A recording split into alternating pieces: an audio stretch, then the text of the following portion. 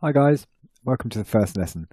I'm going to show you how to set up some 3D Studio Max preferences that I find useful, how to set up Gamma for a linear workflow, how to set up your scene units and world units, and also a cool thing which is called a cool picker to pick colors and things in the material editor. So let's go to Customize Preferences. On the General tab, just set your scene undo levels to 500, because 20 is nowhere near enough, I find. Turn on your scene selection and leave that on the default. Another useful one is wrap cursor near the spinner. I'll show you what all of these do. And the last one here, we're going to load in a new color picker. So when I'm just going to push M to open up the material editor. Sorry. Just OK that. Open up M for the material editor. When you click on the color swatch, you get this color picker, which is the default one.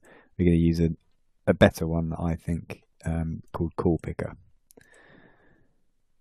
Let's just jump back into preferences. Go to the Files tab. I would generally compress on save. Max files can get very large. I've had some that save at 500, 600 megabytes or more, and when compress on save is on, you save a bit of extra space when you're saving your files. Also enable auto backups, so if your Max crashes for any reason, it's likely that you've only lost up to whatever the value is in your minutes here. I generally have it on 30. You'll only lose up to 30 minutes of work. And put it on 9, well, that can be any number you like. I generally have it on 9. And that will make Max save 9 backup files, and then you can just dip into the auto back file, pick the one you want, open that, and go from there. In Gamma and LUT, just make sure enable Gamma is on, and then tick materials and colors, and that's about it for those. Regarding scene units, we go to Customize Unit Setup. Now, a lot of people get confused with this, but basically your display unit scale is whatever these spinners show you. So if I draw a box, this box is basically 44 mil by 76 mil by 41 mil high. If you can change these display units anytime you like. So now if I change it to centimeters, it's basically the box is exactly the same size. It's just my display units are now displaying them in centimeters. So 44 millimeters has turned to 4.4 centimeters. And obviously if we go to meters,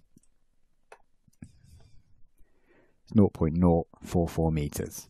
So I generally, as a personal preference, keep this to millimeters. It's just what I've used forever, so I stick to that.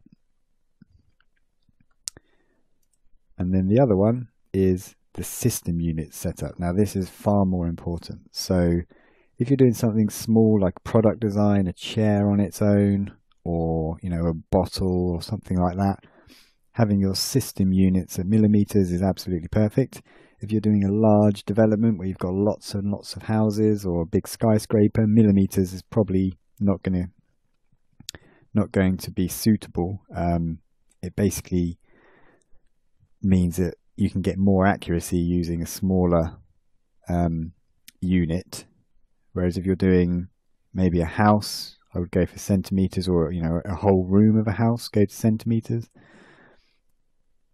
If you're doing a big development, I would suggest you use meters.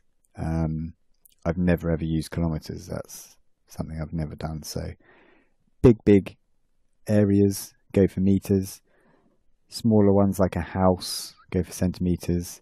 If you're doing a little product of something in one small room, then go for millimeters. So we're going to go for centimeters for what we're going to do today.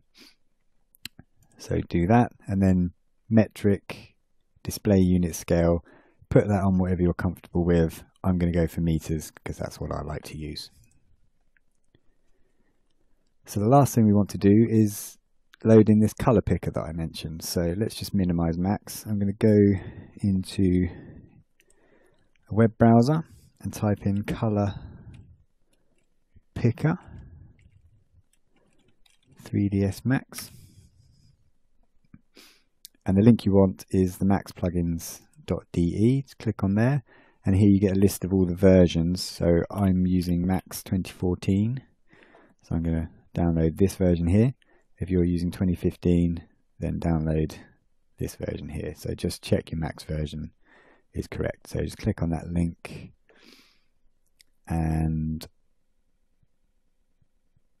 I'm just going to copy that onto the desktop, and I'm going to extract it to a folder called Cool Picker. There it is. So what you do is you go in there. I would suspect most of you are using 64-bit Macs, so go into there, right click on this and do copy. Now you need to go to your install directory for 3D Studio Max and go in the plugins folder and just paste that into the plugins folder. You can close these down. What we will have to do is close Max now, so let's just click the cross and do don't save. And then when we open up our 3D Studio Max again, I just wait a second for that to load up.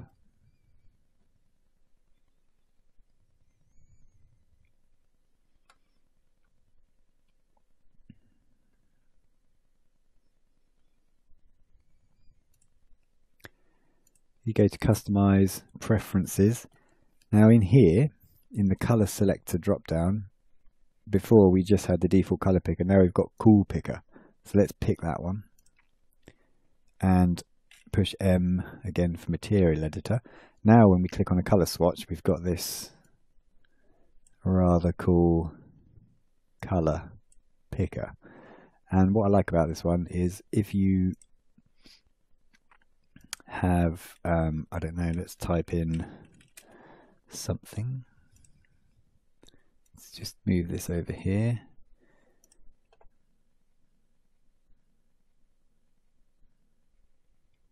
What you can do is if you left click in this box and drag around the screen, it color picks the color pixel of pixel that your mouse rolls over.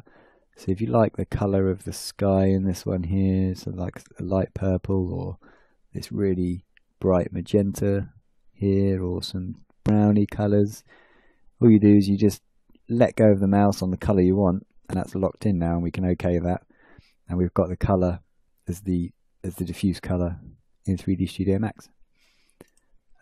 You can also use RGB or HSV, CMYK, or I've never used this one, so I don't really know what that does, but there are various ways of picking your colors.